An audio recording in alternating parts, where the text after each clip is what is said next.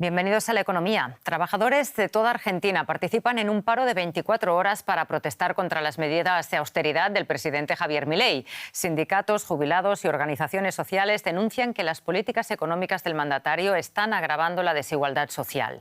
Se trata del tercer paro general desde que Milei asumió la presidencia en diciembre de 2023. El aeropuerto de Buenos Aires completamente paralizado. Cientos de vuelos fueron cancelados, arruinando las vacaciones de miles de pasajeros. Nadie nos ofreció una solución en concreto, entonces bueno, es como estresante esa situación, digamos. Pero bueno, decidimos agarrar y hacerla fácil, cancelar, a ver si nos reembolsan eso y volvemos al micro nomás. Así ya solucionamos el problema. Pero... Y nada, llamar a la aerolínea, averiguar qué onda, cuándo se van a poner otra vez los vuelos, cuándo se van a habilitar, digamos, los vuelos. Pero igual apoyo, digamos, si están en protesta y están por un salario seguramente, como todos, entonces como que está bien. Los sindicatos aeronáuticos exigen un aumento de salario acorde con la inflación. También quieren que el presidente Milei cancele los planes de privatización de la estatal Aerolíneas Argentinas. Y la historia se repite en las estaciones de trenes y en el metro. Y aunque los conductores también luchan por mejoras salariales, ellos están al alero de un sindicato distinto que decidió no unirse a la huelga.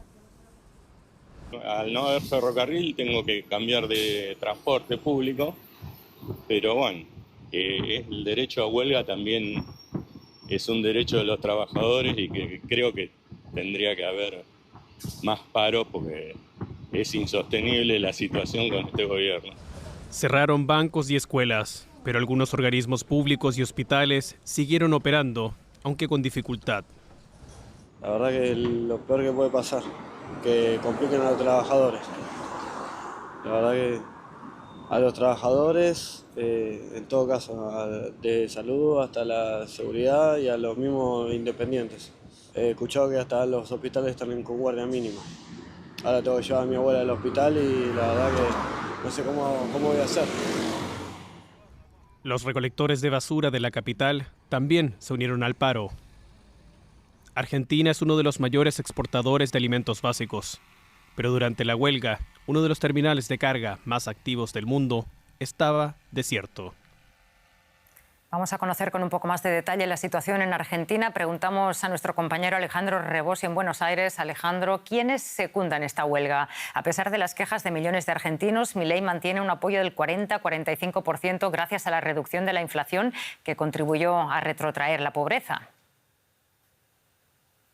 Adhieren a la huelga aquellos trabajadores que son parte del 48% de los empleados formales de la economía argentina. El otro 52% son trabajadores por cuenta propia o trabajadores informales que no participan de la huelga. Y dentro de los formales, una parte adhiere porque sostiene que hay que recuperar el salario que no ha aumentado en la misma medida que la inflación en lo que va del gobierno de Milei, y también se oponen a la flexibilización laboral que impulsa Milei. Los sectores que pararon hoy son los trenes, el metro, algunos taxis, los aviones, los puertos, los camiones que transportan cargas, los que recolectan residuos. Tampoco ha habido bancos, no ha habido puertos y ha habido guardias mínimas en lo que son los hospitales, también aquí en las estaciones de servicio, en los supermercados, en restaurantes. También ha habido huelga en el sector de maestros, entre otros sectores de la economía que reclaman por estos motivos. Alejandro, ¿qué papel pueden jugar Estados Unidos y el Fondo Monetario Internacional a la hora de sostener el plan económico de Javier Milei? El papel es clave porque Argentina ya desde el año pasado viene pidiendo un nuevo préstamo al FMI para reforzar las reservas del Banco Central que están cayendo día tras día. Y también porque quieren, a fin de este año, liberar los controles cambiarios que se instauraron en 2019.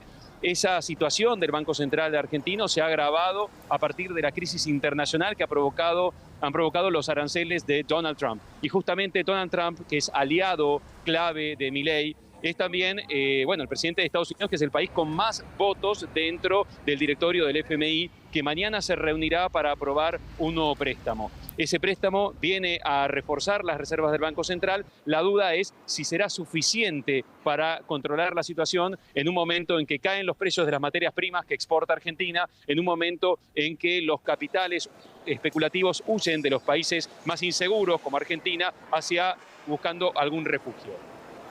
Alejandro Rebosio, muchísimas gracias por ampliarnos estas informaciones desde Buenos Aires. Gracias a ustedes.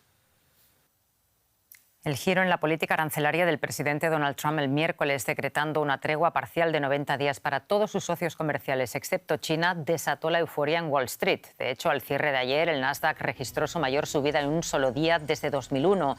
El S&P 500 no veía un repunte similar desde 2008, en plena crisis financiera. Y para el Dow Jones hay que remontarse a 2020 tras la pandemia de coronavirus. No obstante, este jueves volvieron los desplomes a Wall Street. El dólar retrocedió y las dudas sobre los aranceles reactivaron la tensión en el mercado de bonos.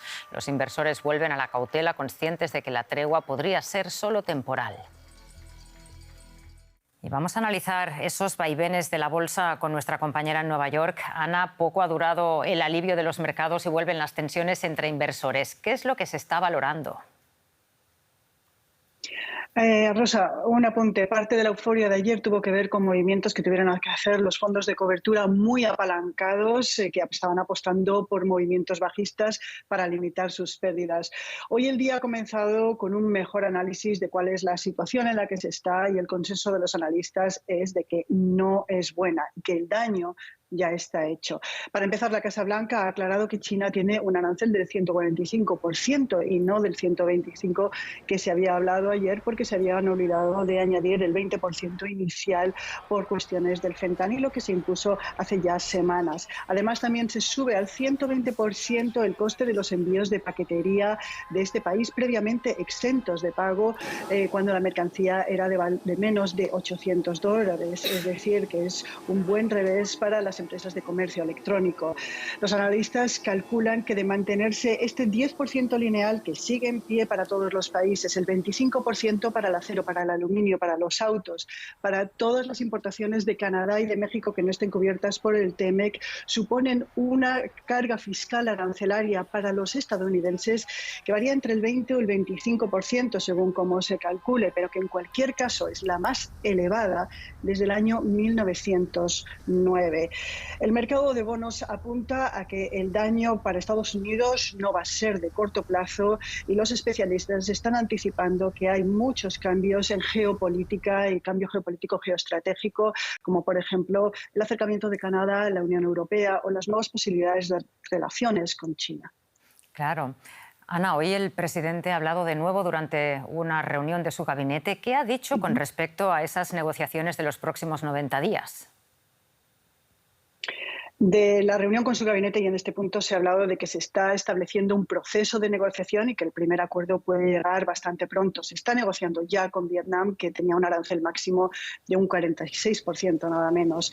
Con la UE, Trump ha dicho hoy que se va a negociar en bloque, no país a país, y se mostró abierto a negociar con todos los países el arancel del 10% que se ha quedado lineal, pero también ha dicho que en principio no querría cambiarlo. Con respecto a China, ha vuelto a recordar lo mal que se porta este país con Estados Unidos, pero también ha dicho que le gustaría negociar con ellos. Con respecto a lo que pasa en los mercados, el secretario del Tesoro, Scott Bessent, ha dicho que habrá mayor certidumbre en 90 días, cuando se acaben las negociaciones, y Trump ha admitido que se está pagando el coste de la transición. Queda mucha negociación por delante. Muchísimas gracias por el análisis, Ana. Gracias. Los aranceles del presidente Trump impuestos a China ascienden al 145%. La Casa Blanca aclaró este jueves que el aumento del 125% anunciado el miércoles se suma al arancel del 20% vigente desde marzo. Washington respondía así a los recientes aranceles del 84% por parte de Pekín a las importaciones estadounidenses. Expertos financieros constatan el temor de que los productos chinos, al enfrentar barreras en el mercado estadounidense, sean redirigidos hacia Europa, inundando el mercado con bienes a precios reducidos. Este supermercado de Pekín vende carne de vacuno estadounidense y vinos californianos. Pero con los aranceles recíprocos de China, su precio aumentará. Aunque por ahora no cunde el pánico entre la población tras la última escalada en la disputa comercial. Creo que poco a poco la población verá algunos cambios. No obstante, pienso que nuestro país es bastante autosuficiente, así que tal vez no tenga un gran impacto en nuestro día a día. Quizás algunos negocios relacionados con las importaciones y exportaciones sí se vean afectados. No me preocupa mucho. Los conflictos son inevitables. Depende de cómo los negocien los países. Aunque termine en un conflicto local o una guerra, China no tiene miedo. Por supuesto, creo que el objetivo debe ser minimizar el daño a la ciudadanía. Por ahora, ninguna de las partes parece dispuesta a dar marcha atrás. Estados Unidos ha impuesto aranceles del 145% a los productos chinos y China gravó las importaciones estadounidenses con un 84%. El año pasado, China exportó a Estados Unidos mercancía por valor de $439.000 millones y las exportaciones estadounidenses a China ascendieron a un total de $144.000 millones. Es probable que el aumento de los aranceles reduzca el volumen total del comercio y además que China prefiera enviar sus buques portacontenedores a puertos de América Latina y Europa. Espero que los gobiernos de Pekín y Bruselas puedan controlar los posibles excesos de capacidad. A Europa llegará un tsunami. Ellos no pondrán barreras comerciales. Queremos inversiones chinas en Europa y no que estos contenedores sobrecarguen nuestra economía. Todo dependerá de la comunicación y la confianza entre Bruselas y Pekín. Sin una resolución rápida de esta guerra comercial, los vinos estadounidenses podrían muy pronto desaparecer de estas estanterías en Pekín. Y hasta aquí la economía. Pueden seguir estas y otras noticias en nuestras redes sociales. Gracias por sintonizarnos. Hasta pronto.